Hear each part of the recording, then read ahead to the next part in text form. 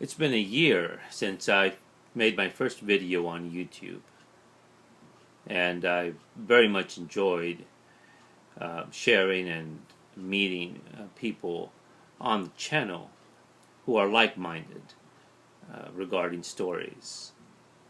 We may have various tastes and opinions and obsessions, but we all like stories, and stories told with the pictures. And now we're in the month of May. Soon, hot summer is upon us. And here are just some of the books that I've gotten over the past month. Mobius, volume 7, reprints. This is The Goddess, and published by Epic. And I'm slowly acquiring most of these. This one is one I was looking for a while at a reasonable price. They tend to be quite expensive. I think Mobius will haunt me to the end of my days. One of the many writer-artists I discovered in my youth, who still fascinate me.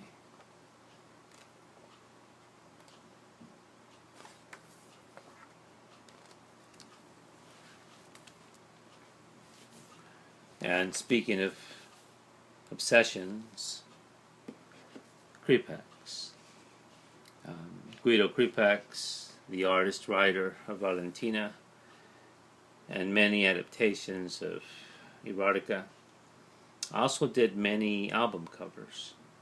I do not own a turntable, and I don't intend on getting one, because this is what's going to happen. I'm going to begin buying and collecting records, and I don't think I have the space for them. But when I saw this, I got it. That it was quite beautiful.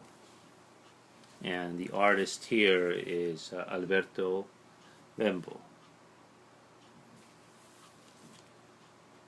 I know he did many, CREPAX did many record sleeves for jazz and other musicians. And the record here also has the CREPAX art. Certainly CREPAX has been extremely important to me. It certainly feeds the imagination. And he was an artist I discovered in the pages of Heavy Metal magazine. And the issue you see before you is issue 280, edited by Grant Morrison. The quite, at times, self-indulgent British writer. And I say that in a complimentary manner for the most part, because I do enjoy his work for the most part, at least his earlier work. He has taken over the editorship of Heavy Metal magazine, and I had forgotten about this issue until I went to one of the comic shops and I saw it there. There's a Morrison story, drawn by some artist. I don't know who he is. I don't know how this is going to work. The good writer may not necessarily mean that he or she is a good editor. I've not read this issue yet, but some of the artwork, including the inclusion of Bilal, is a good sign. Bilal, of course, was one of the early heavy metal artists. I don't know if this is a reprint or something original by Bilal.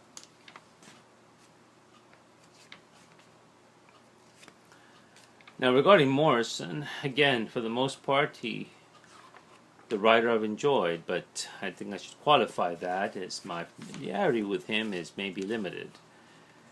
The Invisibles, Doom Patrol, Arkham Asylum are books that I enjoy. Enjoyed then, enjoy now.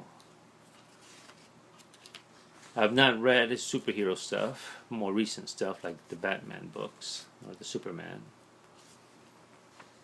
But I did read his recent Wonder Woman book, something I had looked forward to, and was very much disappointed because it was quite boring. Some YouTubers found it offensive. The only thing I found offensive is that it was boring. And it was very disappointing, to say the least. The artwork was not much, did not do anything for me either. And I think he's going to do 1 or 2 more volumes. And so, at least if Morrison, if you're going to offend for good reasons, but not for being uninteresting.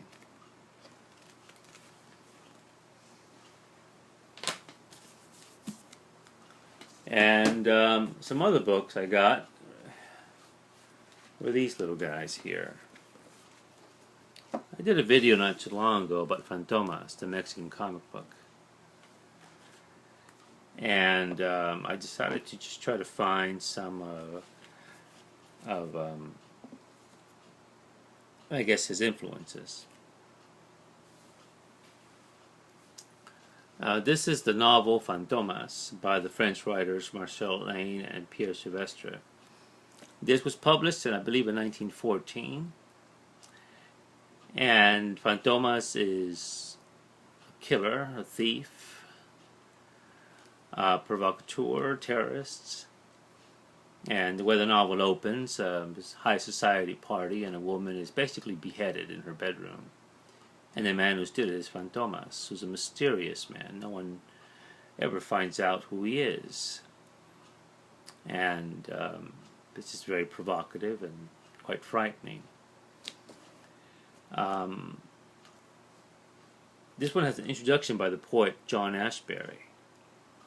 And what I found really curious was who liked this book.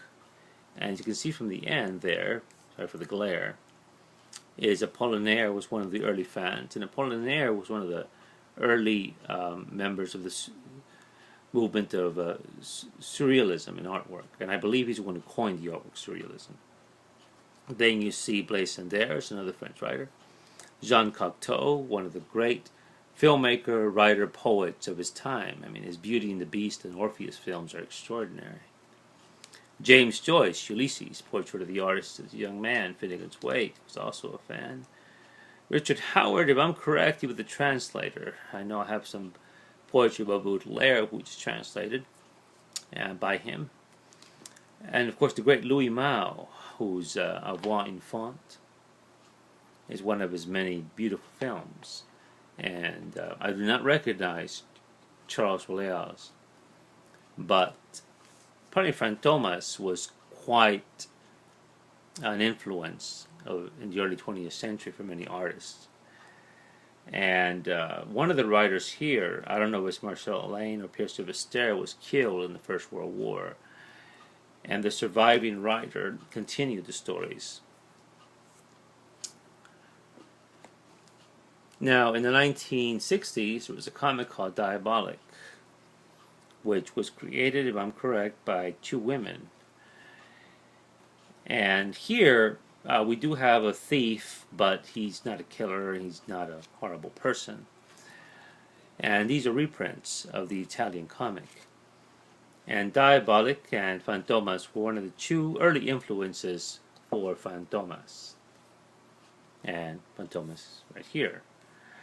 But this is interesting because it was a novel published by Julio Cortázar, the Argentinian novelist. Cortázar is one of the great writers from Argentina, and his writings have been collected, well, some of his writings in this English edition here, English language edition. If some of you have seen the film Blow Up by Michelangelo Antonioni with Vanessa Redgrave, you'll see it's based on a Julio Cortázar story. But what happened here is FANTOMAS versus the multinational vampires, is that The Fantomas comics creators did a comic book where an organization, a terrorist organization, is destroying original manuscripts of Divine Comedy, Don Quixote, all of Shakespeare's writings, the Gutenberg Bible, and eventually all books are to be destroyed. And novelists like Alberto Moravia, Susan Sontag, Juan Rulfo, Octavio Paz, all of whom appear in the Fantomas comic, are threatened with their lives if they published any more books. And so they call on Fantomas to help them. And so Julio Cortázar appears in the comic. And Cortázar, the publisher, I think, of the comic book, who knew Cortázar, sent him a copy of the comic. And Cortázar was quite astounded he appeared in a comic book as himself, talking to a character he knew nothing about named Fantomas.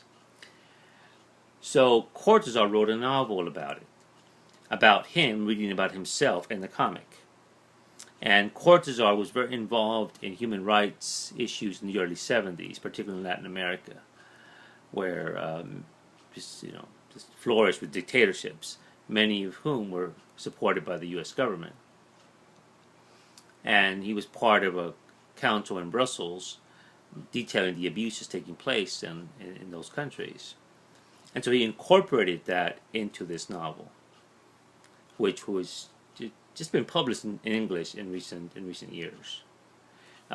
This is the Spanish translation of that book. This is not the original. The original is quite pricey, but this is a reprint.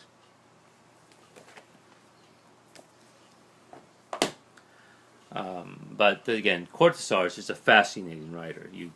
There's all kinds of stories in here. A man's riding a motorcycle in Buenos Aires, has an accident, and wakes up in a Aztec ritual. He's about to have human sacrifice. Instead of waking up in a surgical room, that's where he wakes up. Another story, you have a man looking in an aquarium at some kind of salamander, and then he himself becomes a salamander, and the salamander walks out with his personality. And Blow Up, you have a photographer who takes multiple photographs, and then when he's developing them, he sees the scene of a crime. Just an incredible writer. And then we have this book here, Killing.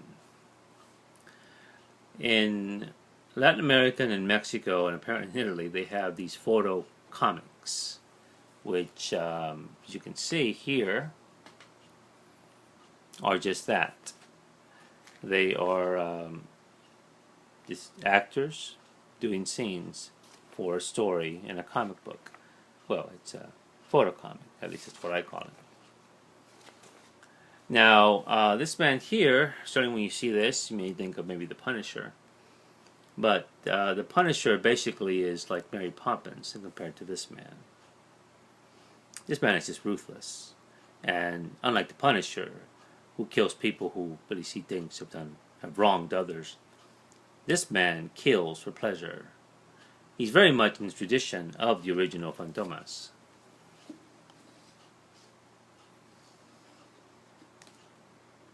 And just in this story alone, he's after diamonds and the people who have them.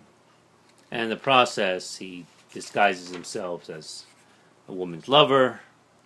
The woman goes to the restroom, finds her lover hanging, and the woman she's about to make love to is in fact killing. And he basically kills her. Many women in these stories die quite ruthless deaths. Fascinating comic book. This is a Buenos Aires edition. Again, translated from, if I'm correct, from the Italian.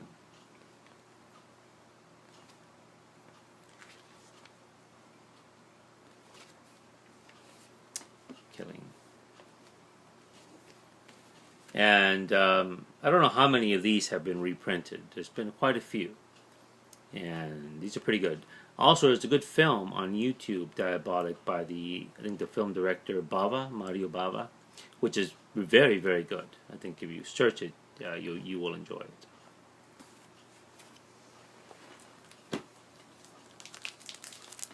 And now some of the recent comics.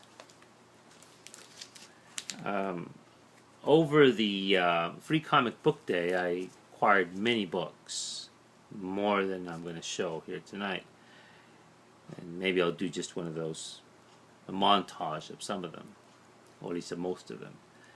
Here are just a few.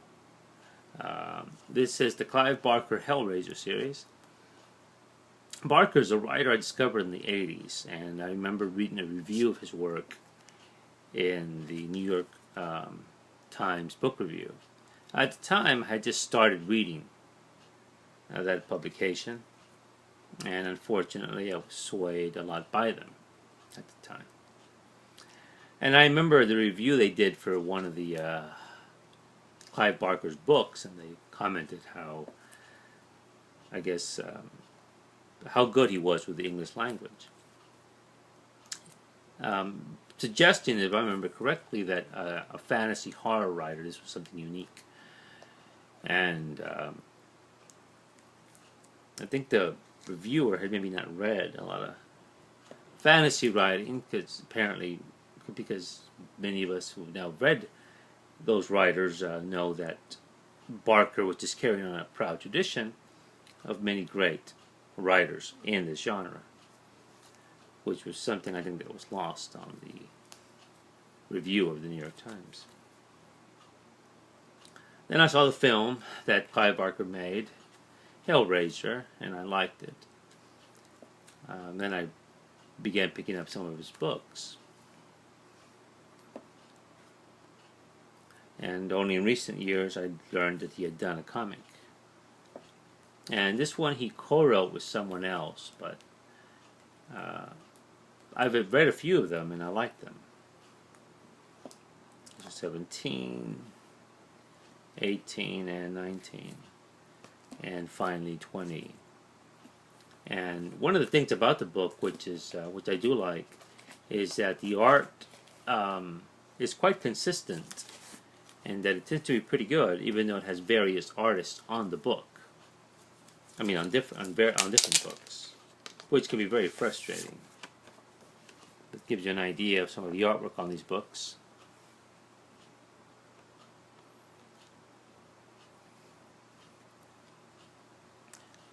Since I've been watching YouTube videos about comics and discussions about comics, and I've commented on quite a few of them.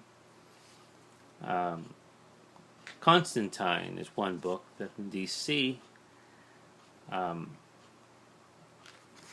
that comes to mind when I think of Clive Barker. Based on discussions on the recent storyline and the recent team doing Constantine or Hellraiser, I know it's a book I do not want to read. There's nothing that interests me about that book at all. It seems really a book for kids, which is fine. Books for kids can be very good, but I think even kids would think this is rather boring. Unlike the original Hellraiser, which had consistently a pretty good team of writers. Some better than others, but certainly the stories were much more interesting than what I've been hearing on YouTube. And I would pretty much like maybe Clive Barker to take over Constantine. Unlikely, but just wish fulfillment on my part. A friend of mine gave me this book here, Severed, Scott Snyder book. And I've only read some of the Batman by him. And again, I've been watching the YouTube videos regarding the Snyder run on Batman. And one day I'll probably read them. And I don't think that they're bad, but they don't captivate me in any way. This looks interesting, and certainly the artwork looks nice. So I'm grateful to a friend of mine who gave me this, Severed. And here are some of the recent horror-related comics I've gotten. This was given to me at the comic shop, a reprint of Preacher. When Preacher came out, I was pretty much at the end of my with comics. I had lost interest in them, and I was focusing on novels and and such. So I didn't even pick this up at the time. Later on, I read some of the trades, and I enjoyed it. Dylan's artwork, though, is an issue for me. I'm not as keen on it as other people are. But certainly, Preacher is an interesting book. I picked up this book called Here Unleash. I picked it up last week. Interesting little book. It's about a young lady who has been raped, and so she wants vengeance, and she wants to find the man who did this, who raped her.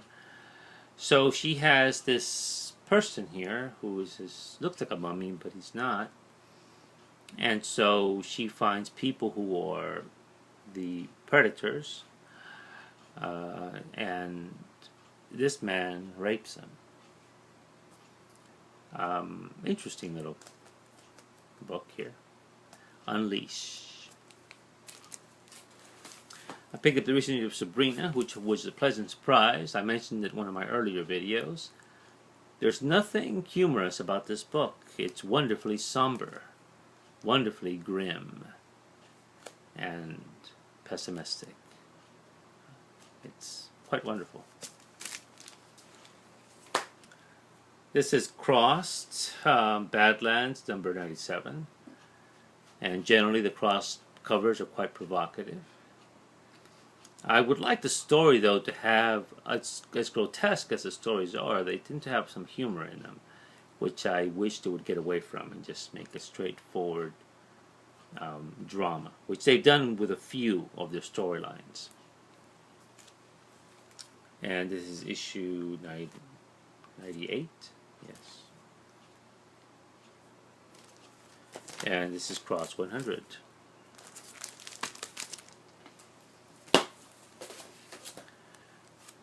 During the Free Comic Book Day, I picked up way too many books, and like I mentioned earlier, I may do a montage about them. And I picked up 3 books by Ed Brubaker, and these 3 were the Winter Soldier books. This is issue number 14 and issue 13. Now, I have no interest in Bucky Barnes, and I have never been captivated by Captain America. I don't dislike him, but he's never really interested me. I like the Jack Kirby art, of course, and from Captain America, but it's mainly because it's Jack Kirby, not so much because it is Captain America. But since I've taken an interest to Brubaker because of the Daredevil stories that he did, but I've been quite interested in him and how he writes, I decided to pick these up. And also an artist I discovered is named Lark from the Daredevil stories and from Lazarus. And I like the way he does, the way he draws. And I don't know who the colorist is, but there's this wonderful realism that just appeals to me very much. Now, one of the pleasant surprises in this one was Butch Geist did the artwork in this one. And Geist, I remember from the Micronauts in the 80s. And his artwork back then, I liked it very much, but it's changed since then, and I even enjoyed it even more. And another interesting thing about this book is that it's a love story between Barnes and Natasha, which I had no idea. Now, it's only 3 issues. I think there's 11 more of the Brubaker run on this series, which I plan to get.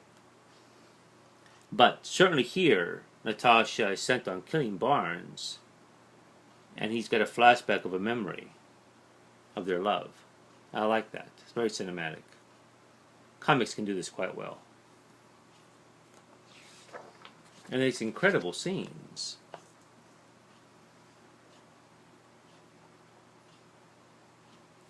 I mean, so Butch Geist is just quite remarkable. I enjoy this kind of artwork very much. I also, during the Free Comic Book Day, I picked up a lot of the Daredevil run by Mark Waid and the artist, I don't know who he is. But looking through that type of artwork, does not really appeal to me very much. Maybe the story will be good, and I'll find it interesting. I'm going to give it a shot. But at least with the artwork, this is, for me, it's much better.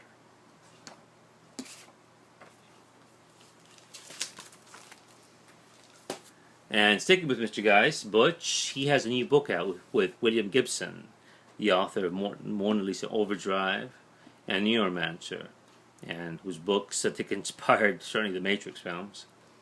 And I want to say Gibson was the one who coined the word internet. I could be wrong about that. But this is his first comic. And Butch does the artwork for it.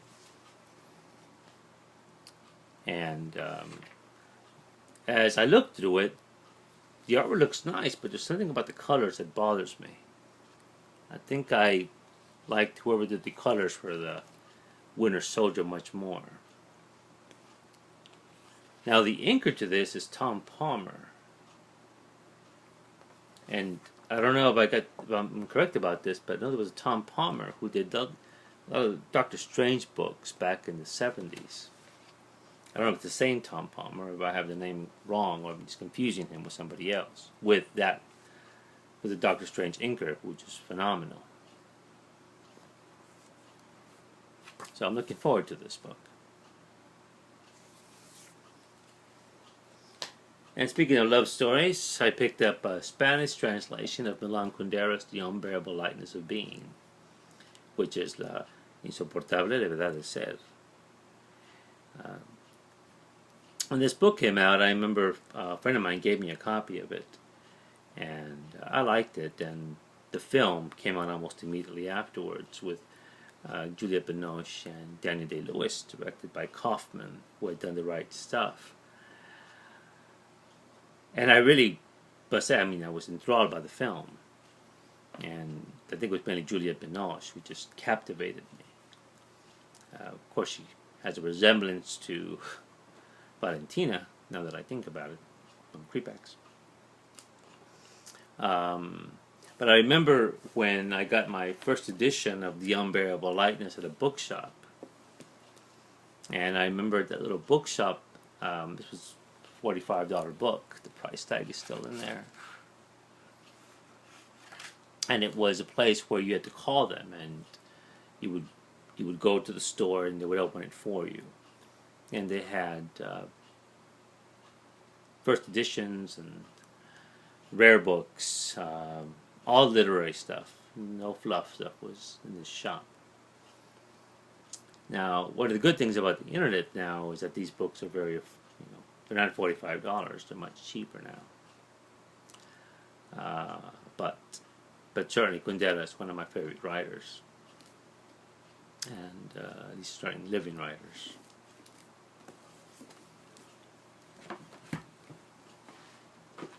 Now, let's get to the dead. I saw this on, I think on Why Not Art's video. He had a copy of this Rocketeer book with Dave Stevens cover. And I had to get this. It's quite beautiful, I think.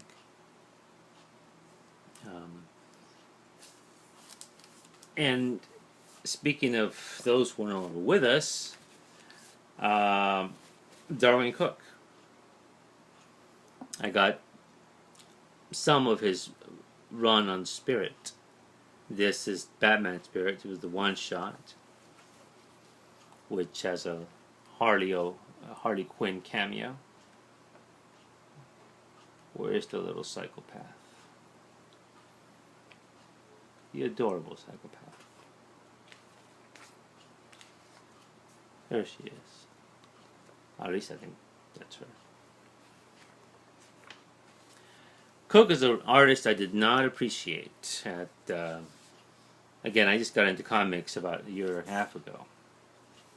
Didn't know who DARWYN COOKE was.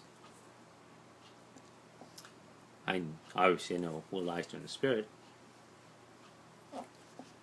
But in recent months, I've taken more of a liking to him, and then I learned that he's passed away. I know Earl Grey, among others, is a fan of his work, and particularly the Parker books, which is probably something I'm going to pick up down the road. I got all these books for cheap, and Cook did not do all of these, but he did quite a few of them.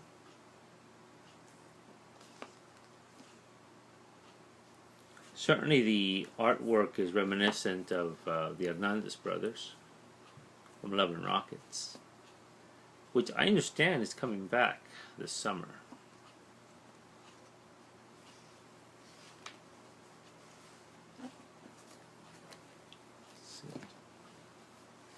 And these are 19 and 20 and 21. And it says Aragones here. I think this is the artist from Guru. Is it Sergio Aragones? Yeah, it's by Sergio Aragones, the great writer and artist of Guru. And Mark Vanier. I remember Guru. It's been so long since I've read that book. Way too long. Time the Avenger.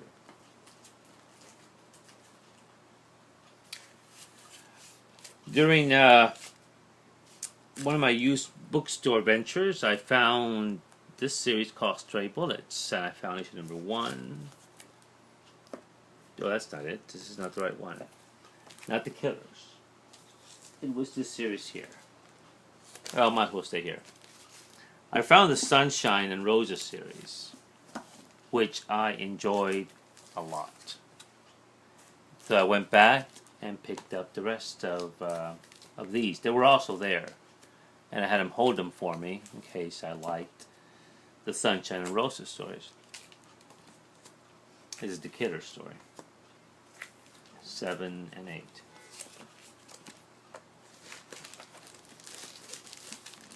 I know I had seen some YouTubers discussing this book and how much they liked it,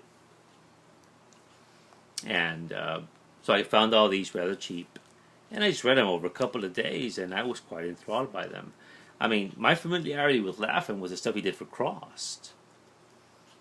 But this is better than the Crossed work. It made me think, again, of Love and Rockets and Inspiration in Paradise, in the sense that you have recurring characters. But this is, of course, much grimmer than those books. This is number 3, number 4. And I know I'm not the first to think of Pulp Fiction and the way the story is told and the substance of the story. It's really well done. This is number 5, 6, 7, 8. And I'm surprised, given the nature of television now, that this hasn't been picked up for a series. 9, 10, 11, 12, 13, and the recent issue 14, which I have not read. So I picked these up, and I had to get, what you can see here, is this little omnibus, which collects the initial 41 issues of Stray Bullets. Very curious little book, which, it's my understanding, many of the characters we see here, of course, initially appeared in this big monster. It's quite heavy. I'm concerned about the binding, though. It seems quite fragile, so I have to be careful with this.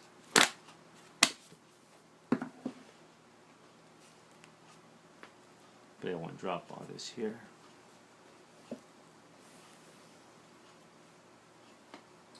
Let's just show all of those there.